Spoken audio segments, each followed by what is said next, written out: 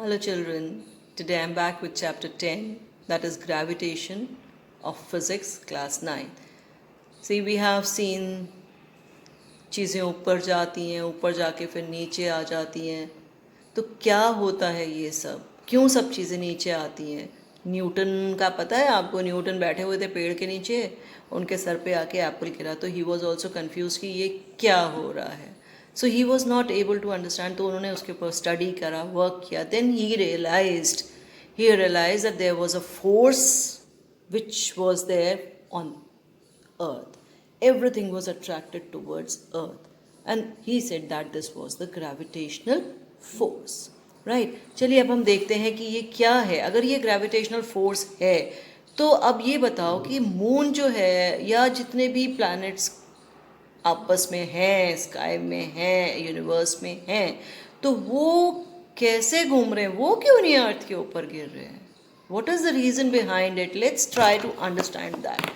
देखिए, ये मान लीजिए अर्थ है और ये मून है जो उसके अराउंड मूव कर रहा है. Whenever a body is in a circular motion. अब सर्कुलर मोशन का मतलब क्या होता है कि at every point the direction is changing. Direction is changing मतलब वेलोसिटी हो सकता है उसकी कांस्टेंट हो सकता है उसकी स्पीड जो है वो कांस्टेंट हो, लेकिन उसका डायरेक्शन चेंज हो रहा है. And velocity is a vector quantity. खाली डायरेक्शन नहीं होता, खाली मैग्नीट्यूड नहीं होता, both are there. Vector quantities are those which have got both magnitude as well as direction.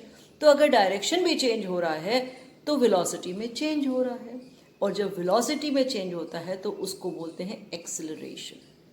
तो एक्सेलरेटेड मोशन हो गया ये. This is called an accelerated motion. और ये जो है एक इनवर्ट फोर्स है जिसकी वजह से ये हो रहा है. This inward force is known as the centripetal force. तो जो भी बॉडी सर्कुलर मोशन में होती है तो इनवर्ट फोर्स लगता है, and that is known as the centripetal force. अब उस फोर्स की वजह से एक बैलेंसिंग हो जाती है, और जो मून है या जो हेवनली बॉडीज हैं they keep on revolving around. Clear? Okay, moving on to the next topic. Next topic is universal law of gravitation. Universal law of gravitation जो है ये बनाया गया दो बॉडीज के बीच में. There are two bodies, suppose A and B.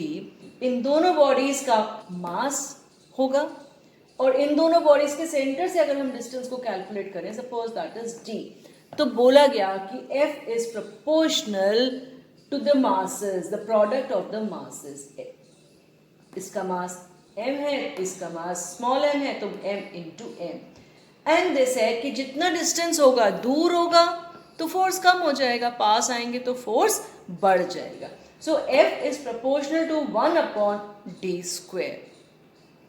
या हम बोल सकते हैं इसको F is proportional to mm/d². अब ये प्रोपोर्शनैलिटी का साइन हटाना है तो इसमें कांस्टेंट ऑफ प्रोपोर्शनैलिटी डालना पड़ेगा. F is equal to G m1 m2 या capital M small m upon d². Where G is the constant of proportionality, it is known as the universal gravitation constant. ये universal है क्योंकि ये किसी के मास पर, किसी चीज पर डिपेंड नहीं करता है, और उसकी वैल्यू है 6.673 इंटू 10 to the power -11. अब इसका यूनिट हम इससे डिराइव कर सकते हैं. फोर्स का यूनिट आपको पता है क्या होता है? न्यूटन्स. डिस्टेंस का यूनिट मीटर्स. तो डिस्टेंस कितने हैं? स्क्वायर, तो मीटर स्क्वायर. नीचे क्या है? Mass into mass. मास का यूनिट होता है केजी, केजी इंटू केजी. सो न्यूटन मीटर स्क्वायर पर KG square. This is the value and it has a constant figure 6.673 into 10 to the power -11. Correct, children? Now we move on to the third topic. The third topic is the free fall.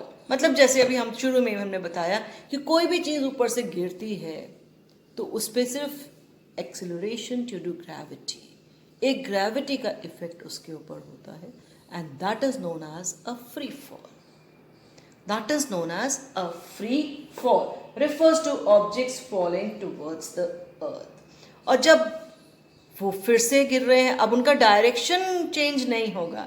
यहाँ पर direction change हो रहा था, लेकिन अगर कोई चीज़ ऊपर से नीचे आ रही है तो स्ट्रेट लाइन मोशन हो गया. डायरेक्शन में चेंज नहीं है, तो काय में चेंज है? मैग्नीट्यूड में. There might be a change in the magnitude. तो जब मैग्नीट्यूड में चेंज है तो वेलोसिटी में चेंज है, because velocity is a vector quantity. तो change in velocity is known as acceleration. और ये जो एक्सेलरेशन है अर्थ की तरफ हो रहा है, तो this acceleration is known as acceleration due to gravity. और इसको हम कैसे डिराइव करेंगे? Sorry, now you see, last chapter में आपको पता है force is equal to mass into acceleration. You know this formula. या एक्सेलरेशन ड्यू टू ग्रेविटी है तो हम लिख सकते हैं force is equal to m into g. और यहां पर हमने क्या देखा है? F is equal to ji m1 m2 upon D square. तो अगर हम इन दोनों को आपस में इक्वेट कर लें तो mg is equal to G M M upon D square और g is equal to G M upon D square.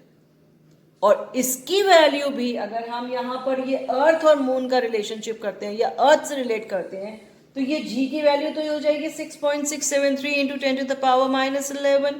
ये m किसके लिए लेंगे? Mass of the earth. और d स्क्वायर जो भी दो ऑब्जेक्ट्स हैं उनके बीच का डिस्टेंस. और अगर ये अर्थ है तो यहाँ पर हम ले लेंगे रेडियस, अर्थ के रेडियस का स्क्वायर. जब इससे वैल्यू कैलकुलेट करी जाएगी then it comes out to be again 9.8.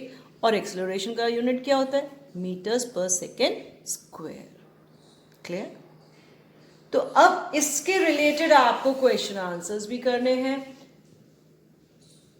अब क्वेश्चन आंसर्स करने के लिए you have to apply the laws. वो इक्वेशंस ऑफ मोशन कौन सी थी पहली? v is equal to U plus A T. अब a की जगह हम इसमें क्या यूज करेंगे? क्योंकि ग्रेविटेशन वर्ड है तो we are going to use gravitational force g. v is equal to U plus G T. हाँ, यहां पर you have to remember one thing. अगर बॉडी ऊपर थ्रो करी जा रही है, body is going against the gravity, gravitational force तो नीचे लगेगा, always pointing towards the earth. अगर हम ऊपर जा रहे हैं तो हमको g लेना है माइनस. और अगर कोई बॉडी ऊपर से नीचे आ रही है then g will be plus, positive. तो पहला इक्वेशन हो गया v is equal to U plus G T. Second is equal to s is equal to U T plus half G T square. और थर्ड क्या हो गया? v square minus U square is equal to 2gs. तो उसके basis पे you have to do certain numericals. So keep watching. I am posting the answers, the in text answers. जितना अभी पढ़ा है इस चैप्टर का उससे related in text answers, and I will be giving you some questions to solve. Do solve them and post me your answers in the comment box. Until then, wait for my next lesson. Bye bye.